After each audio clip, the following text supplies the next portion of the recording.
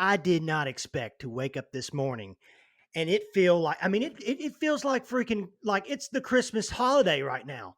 I mean, I woke up, it's like Ricketts woke up and was just like, on the first day of free agency, Tom Ricketts gave to me Craig Counsell as our manager. Wow. Just wow. That's how I'm feeling. Great to see you guys too, though.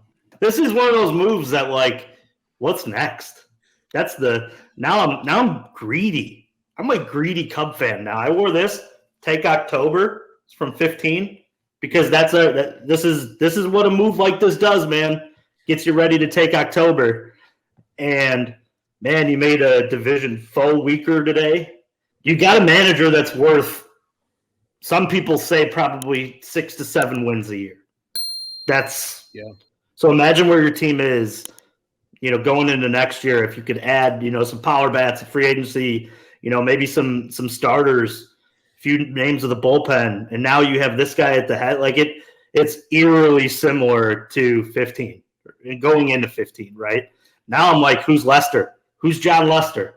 Which John Lester pitcher is walking through the door that's starting, your game, your must-win Game 5 in a World Series, and then coming in your Game 7 for 3-4 innings. Like that's what this move does. It moves fan base expectation, and it's just refreshing to see that the end of last year wasn't good enough.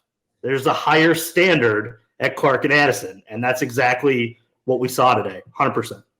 Yeah.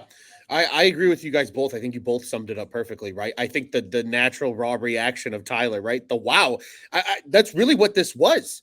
There was no, oh, this is interesting, or, oh, like every reaction I've seen in the last, less than an hour now since this news has dropped, from anybody, even people that aren't Chicago Cubs fans, everybody is astonished for one reason or another, right? Everybody's either strictly mind blown and maybe doesn't understand the move, especially if I think they're outside of the Chicago Cubs fan base and following this team on a 162 game basis. But then, right, you talk to the Cubs fan and you get some that might not like the move. I've seen a couple. They're out there. I think the general consensus, though, is, Juice, what you said.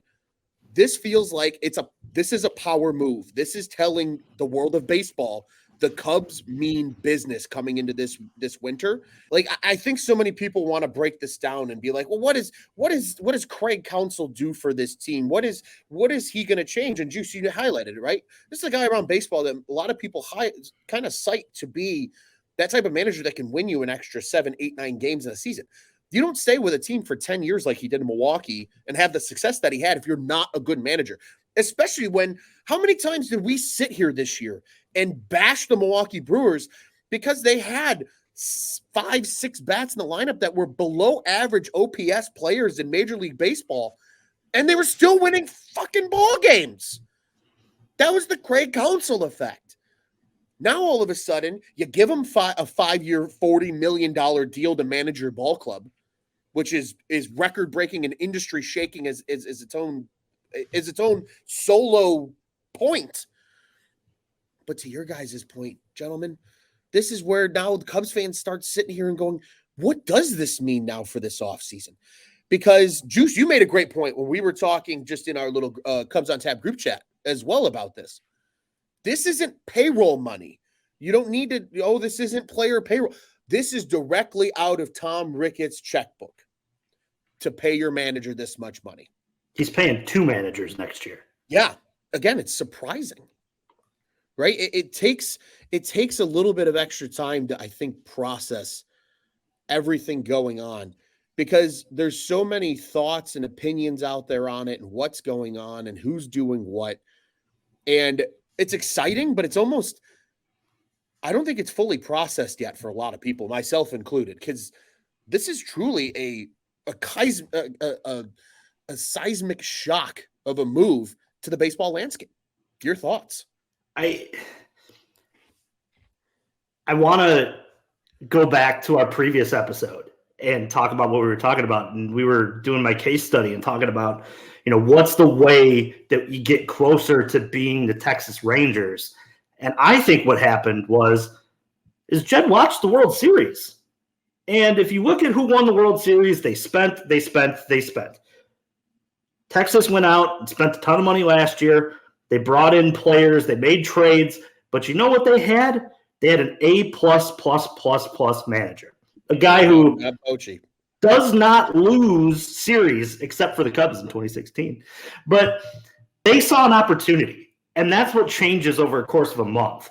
You don't know going into your end of the season presser, if you're Jed Hoyer, if a name like Counsell was going to truly be available. I'm sure there were plenty of talks between Counsell and the Brewers leading up to this, even on the day that we sit here on, the 6th or whatever. Yeah, today's the 6th. So I think Jed and probably Tom saw it as an opportunity. They said, we are so damn close to being a playoff team, and this division is wide open.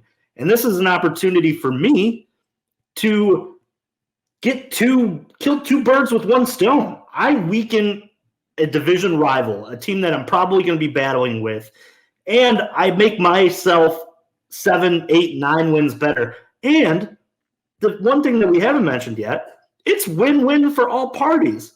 Counsell has 2 kids. They play in Minnesota, and they play for Michigan. There's closeness to family. He can still go up there and be around, his kids, his family. It's win-win. And he finally gets in a spot where he probably feels comfortable. He knows, A, I got paid my worth, and B, I'm going to have a team around here for the next, 5 years of my contract. And if I want to re-up after that too, I can stay here for a really long time and manage this ball club, because the minor leagues is good. You're looking at a state, and we talked about, regional sports networks and that being a problem around baseball. And, you see the Padres taking out loans for $50 million. And now you start to worry about some of these owners. How exposed are they? And where's the money going to come from? And we look at the Cubs, who have put themselves in such a great position with their own network, with, the payroll being at where it's at. And the division that they play in and the advantages that we kind of talked about over the course of last episode too. I urge you guys all to go back and listen to it. But the Cubs are going to be huge players in free agency. And I also think that the Cubs also got a manager that's ready to take them to the next level. This is 100% like in 2015. And this move just screams win-win-win for all parties. I truly think that in the end, the playing at Wrigley, the lights, the fan base, the situation just was so good for Counsell. I'm surprised that we didn't see it ourselves. Yeah. No, I think that's a fair point. And something that good friend of the program, Mr. Alop here, said in the comments, he says, can you guys imagine how this helps them land free agents now? Because Counsell is so widely respected and it is really, again, one of those names around baseball. And Joey continues to add on here and says Cubs chips are all in this offseason. You can just feel it. And he's pretty jacked up. I mean, Scott further saying top 3 salary. Spend.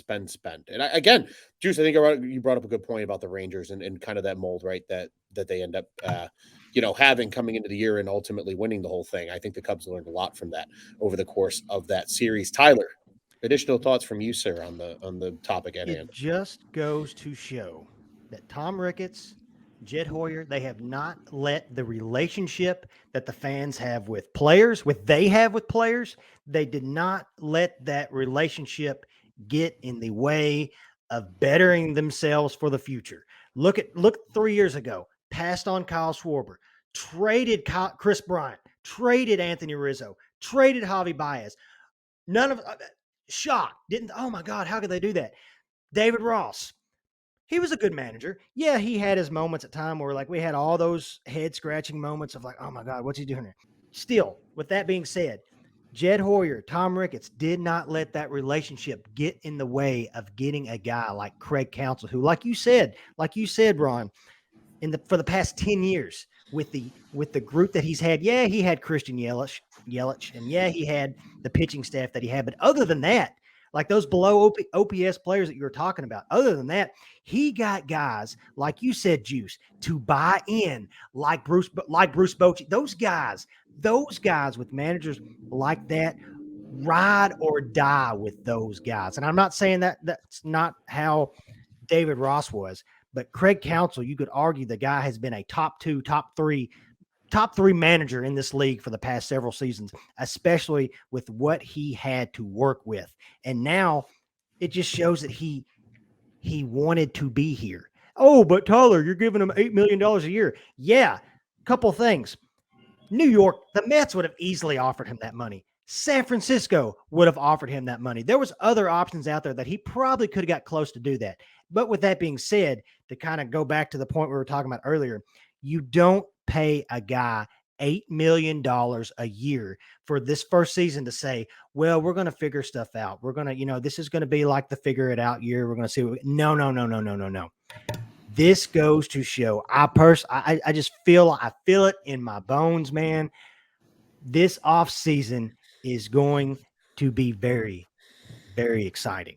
You're feeling it down in your plums. I'm feeling it, man. I am so feeling it. But yeah, dude, like, again, I did not think that I was going to wake up this morning and watch the Chicago Cubs front office just teabag Milwaukee. Just love it. Love it. Right?